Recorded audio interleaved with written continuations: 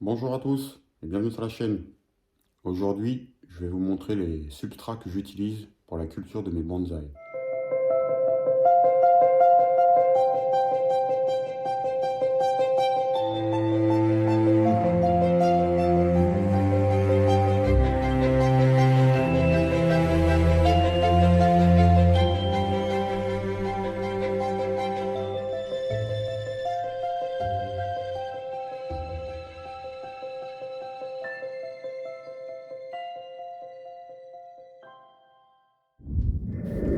Comme je vous le disais, je vais vous présenter les différents substrats que j'utilise pour la culture de mes arbres.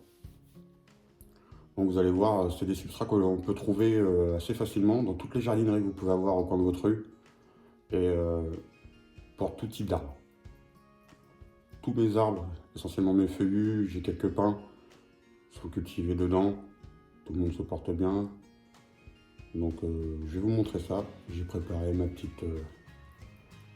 présentoir. Je fais une petite parenthèse. Le présentoir, c'était une chaise de bureau. J'en ai fait une table de travail. On recycle. Donc voilà. Donc on va commencer lequel que je vais pouvoir vous présenter. Donc voilà. Donc tous ceux que je vais vous montrer, ils sont tous mélangés ensemble.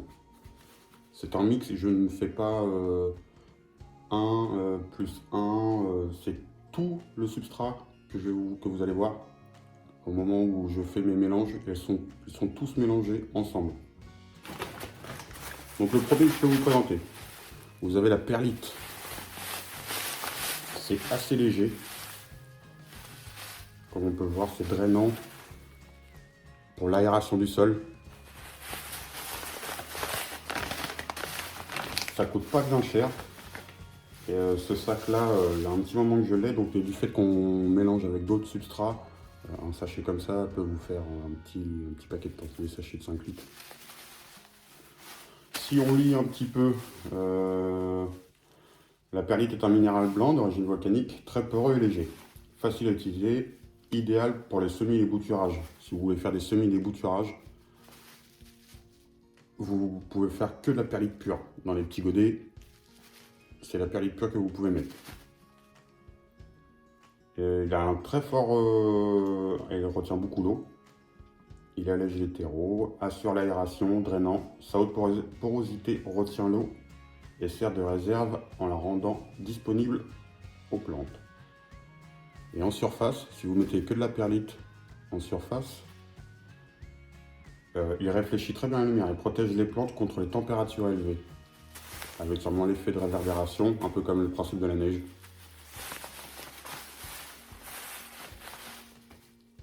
Celle-ci, elle a... Est-ce qu'elle marque son pH? Vous voyez, on peut voir. Elle a un pH de 6,8. Vous allez voir à l'envers, mais il a un pH de 6,8. Donc on peut la tamiser, parce que là, sa granulométrie elle est entre 2 et 6 mm, donc les grains sont assez fins, jusqu'à 6 mm. On peut la tamiser pour évacuer l'effet de poussière. Il y a un peu de poussière dedans, donc on peut tamiser. C'est même conseillé de la tamiser un petit peu. Donc si je vous la présente, on va la mettre dans celui-là.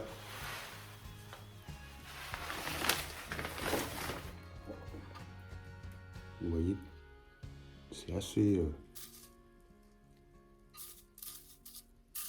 c'est vraiment, on croirait presque du polystyrène.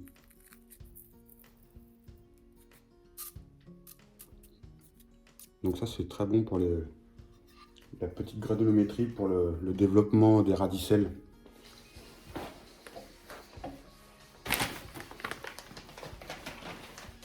Voilà l'un des premiers que j'utilise. Le second, j'utilise de la vermiculite. C'est souvent utilisé dans l'élevage, on le met souvent dans les terrariums, les vivariums. C'est le petit sable qu'on voit au fond. C'est ça, c'est le même principe. C'est exactement ça. Donc c'est pareil, c'est simplement c'est une granulométrie un tout petit peu plus fine. Celui-ci fait entre 0,5 et 4 mm de diamètre, donc c'est assez fin. c'est pareil, ça retient vraiment beaucoup l'eau. Et pour la redistribuer ensuite au radicelle. Quand je fais mes dosages, je me sers de cette petite chose qu'on connaît tous. Donc pour faire mes dosages, à chaque fois je fais un de chaque, un contenant complet de chaque substrat, tout mélanger avant de rempoter.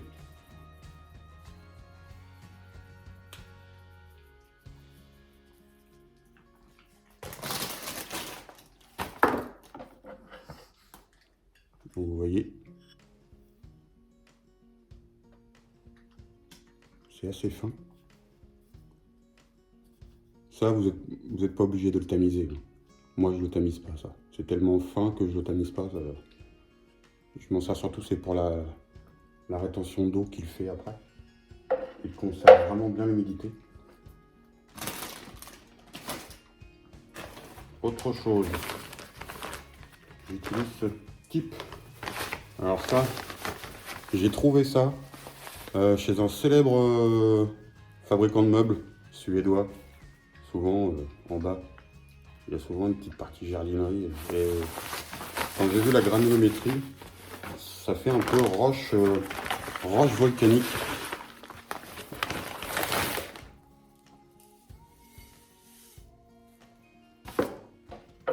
Donc c'est assez fin. Et ça par contre, ça paraît, c'est très humide. C'est comme on dirait presque du sable de rivière. Ça ressemble presque à du sable de rivière. C'est vraiment très très fin. Donc voilà, j'ai trouvé ça en allant dans une enseigne que tout le monde connaît. Un célèbre fabricant de meubles suédois. Ensuite,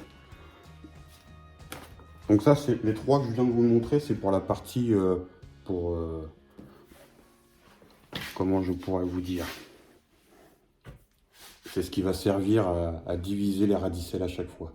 En fin de compte, c'est pas avec ça que l'arbre se nourrit. Ces trois-là se servent simplement pour le développement racinaire. Une chose que je n'ai pas, j'en ai plus, je ne peux pas vous la présenter, bien sûr. Plus les trois là, je mets du pouzzolane. Avec le mélange, je rajoute du pouzzolane en différentes granulométries. Souvent, je le laisse tel qu'on l'achète. Le pouzzolane, surtout, il faut le laver avant de l'utiliser. Avant de le mélanger au substrat, il faut le laver car ils sont assez... pour le laver de tout ce qu'il peut avoir en poussière, de coller sur lui. Donc voilà, vous le mettez dans un tamis, vous le passez au jet, vous le lavez avant de mélanger à votre substrat. Sinon après, ça va agglomérer tout le substrat, ça va coller en fin de compte. Donc il y a le pouzzolane que je n'ai pas là, j'en ai plus. Mais vous pouvez rajouter le pouzzolane au mélange. C'est ce que je fais moi sur les miens. Au mélange de tout ça, je rajoute aussi du pouzzolane. Quand c'est les arbres que je viens de prélever, vu que leur système racinaire est quand même assez sommaire, certains ont vraiment, des fois vous avez juste un pivot et quelques radicelles dessus. Le pouzzolane va faire en sorte que voilà, justement les radicelles vont pouvoir se diviser beaucoup plus rapidement, beaucoup plus facilement du fait que avec la pouzzolane, en grosse granulométrie. Sur des arbres qui sont en cours de finition, j'en mets très peu après, mais par contre il est tamisé et en granulométrie c'est vraiment la granulométrie très très fine. Donc voilà. Une autre chose, donc là la partie qui va servir à nourrir les arbres, il faut que ça bouffe un arbre. Donc voilà, j'utilise, c'est tout bête, hein. C'est du terreau de plantation avec stimulant racinaire d'arbres, arbustes, rosiers, massifs. Il est enrichi en mycorhize, donc ça c'est très bon. Les mycorhizes, c'est ce qu'on trouve, c'est ce qu'il y a dans les forêts.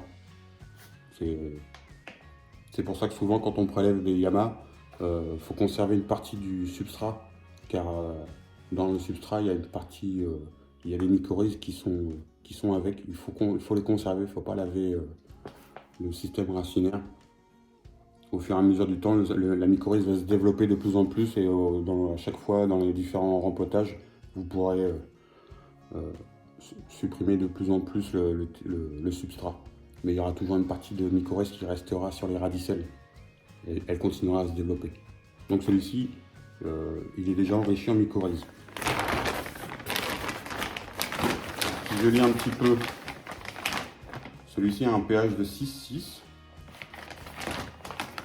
Sa composition, donc vous avez un mélange de tourbe blonde, de sphène, de compost vert, de fumier composté et de matière végétale en mélange. Donc voilà, j'utilise ce type de... Je vais vous montrer un peu. On va en prendre, hop. Donc voilà, à l'intérieur, on peut voir, on peut voir des bouts de branches,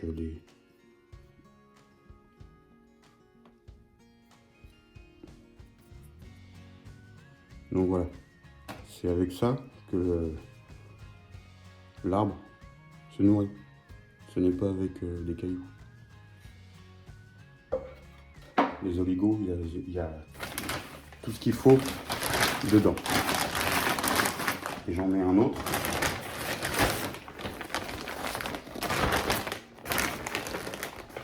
Donc c'est issu de l'agriculture biologique. En fait, ça c'est un taillis d'hiver que l'on met sur les jardins pour protéger les sols dans les potagers l'hiver. Donc voilà, c'est ce que je rajoute dans le substrat.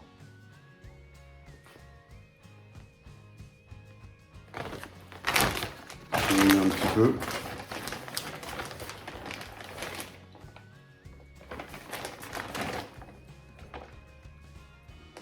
Celui-ci, la composition. Il y a de l'écorce compostée, du compost vert, du miscanthus, fumier composté, et celui-ci, il y a un compost d'algues marines. Donc pour ceux qui habitent loin de la mer, il y a des algues marines compostées aussi à l'intérieur. Je vais vous montrer à quoi elles ressemblent.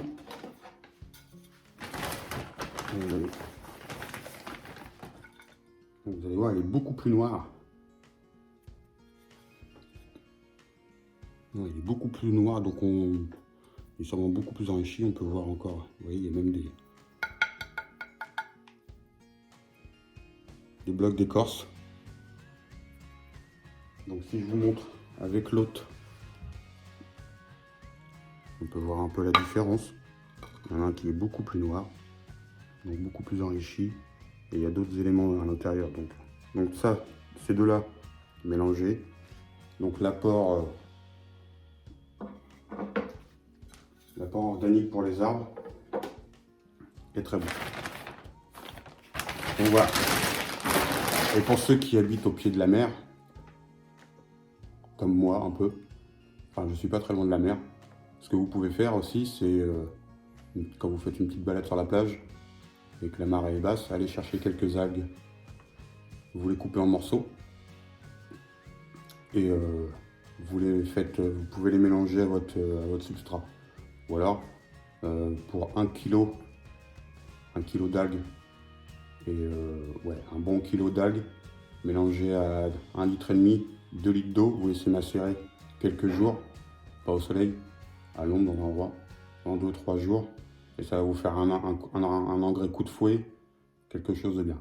Après, par contre, la solution, il faut la mélanger ou la diluer un peu à l'eau. C'est un peu le principe comme avec les orties ou quelque chose comme ça. Pas sur le foliaire, c'est la mettre dans le substrat. L'algue est vraiment très bonne aussi. Et sur tous les substrats que je vous présente, là il manque le pouzzolane. Il manque le pouzzolane. Et sur le mélange, vous rajoutez quelques morceaux de charbon de bois. Donc charbon de bois classique concert pour le barbecue. Ne prenez pas le charbon qui a été utilisé, qui a été brûlé. Vous prenez des morceaux sortis du sac. Vous le cassez en morceaux, Faut pas qu'il y ait de poudre, vraiment que les morceaux. Vous supprimez la poudre et vous ajoutez quelques morceaux de charbon dans votre substrat au moment des mélanges avant de rempoter. Une fois que vous avez tout mélangé, et comme certains le savent, le charbon a un effet antifongique. Donc pour tout ce qui est parasite, c'est très bon. Donc voilà, pour l'essentiel de mes substrats, j'utilise pas d'acadama. Je pars du principe que les arbres ont besoin, comme je vous disais, les arbres sont comme nous, ils ont besoin de bouffer. L'important, c'est que ça soit drainant. Que les substrats, ce qu'il y a dans le pot, soit drainant. C'est le plus important. Il faut que l'eau puisse s'écouler très facilement. Donc avec les différents granulométries, de pouzzolane, de vermiculite, ou même de ces sachets un peu sable de rivière. Je ne sais même pas si c'est du sable de rivière, on croit une roche volcanique. Elle est assez humide, elle garde quand même assez longtemps l'eau. L'important c'est que ça soit drainant. Il ne faut pas que le substrat devienne compact au bout de quelques mois. Il faut que l'eau puisse continuer à passer à travers le pot très facilement. Et après, le simple petit mélange de ces substrats-là, de ces terreaux, mélangé à tout ça, l'arbre va s'en contenter, pardon, et il va se nourrir. Ça n'empêche que, au fur et à mesure des années, enfin dans le cours de l'année, ils ont quand même un apport d'engrais, soit liquide, soit organique. Je ferai une vidéo sur les engrais, ceux que j'utilise, en solide et en liquide. Donc vous verrez même certains engrais qu'on peut pas, on soupçonne pas. Certains engrais, on peut les mettre pour nos arbres. Comme certains engrais rosiers, des choses comme ça. Donc voilà, mais ça sera dans une autre vidéo. Donc voilà, la vidéo est terminée. Voilà pour l'essentiel de mes substrats que j'utilise. Je n'utilise pas davantage, ça me sert à rien. Tous mes arbres sont rempotés, tous. Absolument tous sont rempotés avec ces mélanges. Et tout le monde se porte bien. Donc voilà, si vous avez des questions, vous n'hésitez pas. J'y répondrai, même si vous voulez que je revienne sur la composition de surtout les terreaux. Enfin les terreaux ou les substrats où l'arbre doit manger avec, se sert de ça pour manger. Le restant, voilà. Si vous avez des questions, n'hésitez pas à les poser dans les commentaires, j'y répondrai avec plaisir. Donc voilà, c'était une courte vidéo, bon, elle a duré un petit peu, mais on me l'a demandé plusieurs fois de savoir un peu quel type de substrat que j'utilisais. Elle fait suite à la première vidéo que j'avais fait il y a quelques mois de ça. Mais voilà. Donc voilà ce que ça donne. Je vous remercie beaucoup d'avoir regardé. N'hésitez pas à vous abonner pour ceux que ce n'est pas encore fait. Et je vous dis à bientôt les gars. Salut!